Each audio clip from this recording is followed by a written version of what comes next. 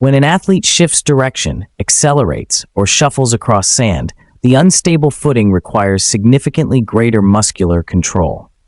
The stabilizer muscles around the ankles, knees, and hips must engage deeply to maintain balance and direction throughout each stride.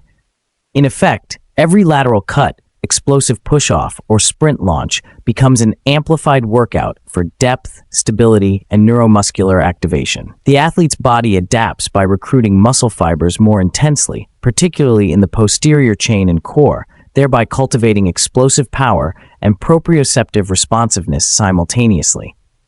On a more technical level, sand's resistance forces athletes to overcome drag with each movement, demanding both concentric and eccentric strength to push and decelerate.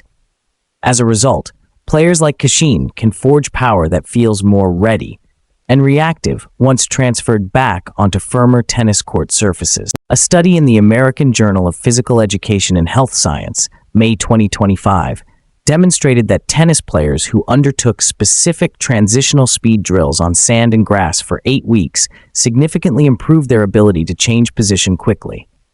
This offers direct evidence that these surface-specific workouts translate into tangible game-day speed gains. Simultaneously, sand is surprisingly joint-friendly. The soft surface absorbs impact, mitigating stresses on joints during high-intensity movement work, while still granting a robust training stimulus. Athletes can push their pace and agility improvements without the cumulative wear and tear of repetitive landings on hard ground. But these are more than abstract advantages. They align particularly well with Cachin's style. Known for his ability to chase down balls, scrape balls back with relentlessness, and transition fluidly between baseline defense and offensive time pressure, his game demands both quick footwork and robust stability. Sand drills enhance footwork rhythm and response time, training his legs to fire rapidly and recover more quickly for the next directional shift. They also reinforce ankle and knee stability under load, essential for the lateral coverage and low center of gravity movements he employs when defending or constructing his points. Furthermore, the high energy demands of sand sessions drive endurance, making his recovery between longer rallies faster and his capacity to sustain intensity over long matches greater. As even community sports discussions agree succinctly, sand workouts are good at increasing speed, agility, and endurance. Interestingly, some caution exists. Experts note that sand's unstable surface can alter mechanics, potentially masking movement flaws or placing extra strain on joints during rapid direction changes, and that explosive power development might be slightly stunted due to dampened ground reaction forces. But when sand drills are integrated thoughtfully, alongside court-specific speed work and under proper guidance, these concerns are manageable and heavily outweighed by the net benefit.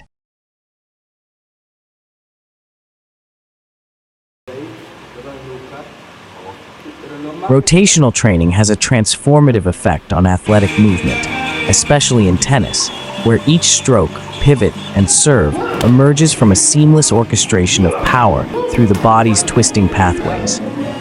When Pedro Cachin weaves rotational drills into his regimen, he is investing in a movement economy that transcends brute strength.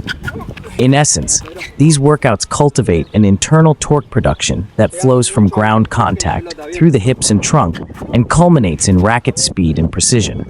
What separates these rotational patterns from conventional strength or agility work is the deliberate sequencing they hone, often referred to by experts as the kinematic chain. This pathway begins in the legs, flows upward through the pelvis and spine, and culminates in coordinated upper body motion. This orchestration is not an abstract ideal. It's deeply grounded in sports science.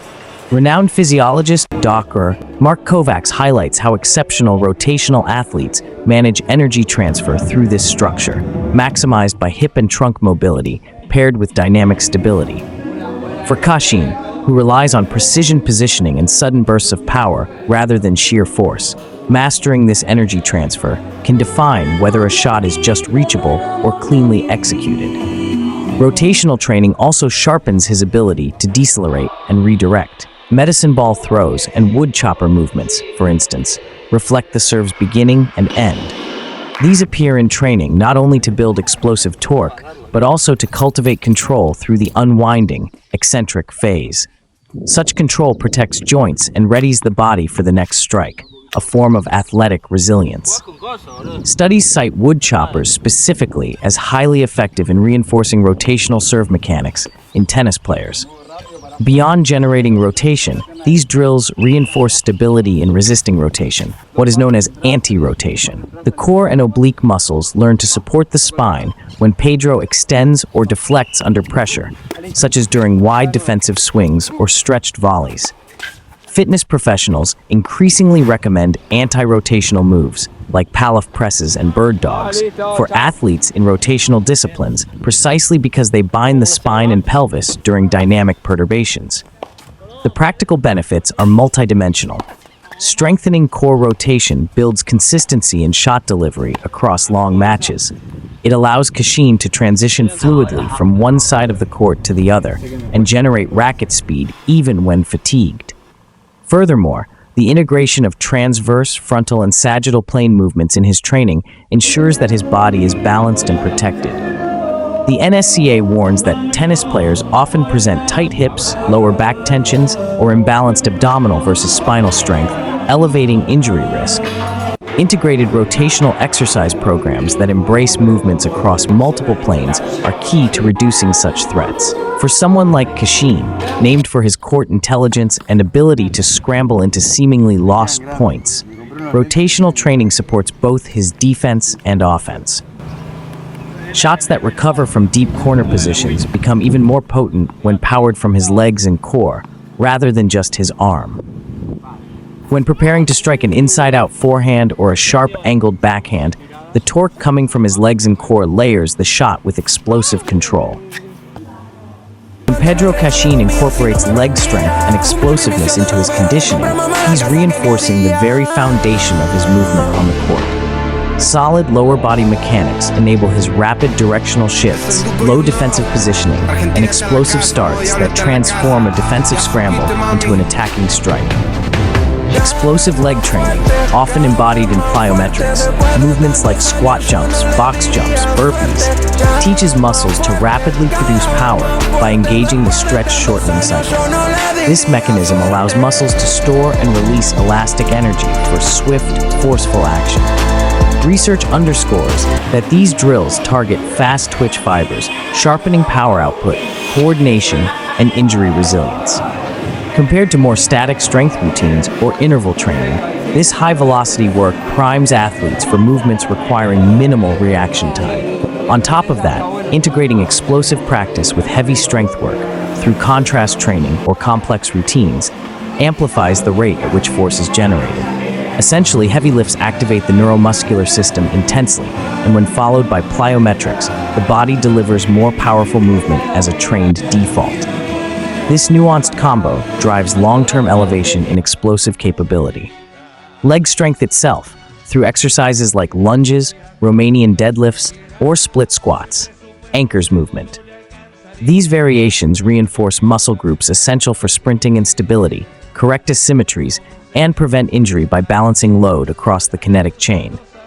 Single-leg Romanian deadlifts, for example, strengthen the hamstrings while improving balance, enhancing quick recovery between sprints. Unilateral work builds both strength and fine control, foundations for the dynamic foot speed required in match play. Community wisdom also emphasizes this blend. In forums, trainers note kettlebell swings, with proper form, offer a safe but powerful movement that mirrors the explosive push-off of first steps in tennis, while encouraging power endurance. These movements, they say, reflect how tennis athletes must generate force and sustain it across lengthy rallies. What makes this training particularly relevant for Cachin is how it aligns with his playing temperament. His game is less about sheer brute force and more about covering ground, redirecting pace, and patiently constructing points. Explosive lower body work helps him spring into low stances, charge balls, and transition fluidly from defensive to offensive positions. A lithe capacity to recover after wide swings, then thrust into the next movement, owes much to both strength and power developed in the legs. The stretch shortening cycle, ingrained by plyometric movement, trains his tendons to absorb and launch energy in a split second, transformative when redirecting momentum after reaching a wide ball. Complex protocols ensure those neurologically primed explosive patterns remain explosive even under fatigue. On extended points where every millisecond counts, this keeps his reactions sharp, his movement economical, and his leg drive reliable. Leg strength training reinforces movement stability, boosting endurance and reducing breakdown late in matches. Well-conditioned quads, hamstrings, glutes, and calves build resilience against repetitive lunges, deep defensive positioning, or low volleys. Keeping knee alignment and joint integrity intact through this load is vital, especially in the grueling context of a 5-set battle. Combining both explosive leg drills with unilateral strength-based work yields a movement system that's both strong and reactive. It's not just about covering 2 feet more per stride. It's about getting there faster, recovering faster, and doing so with precision, even when fatigue starts to erode timing.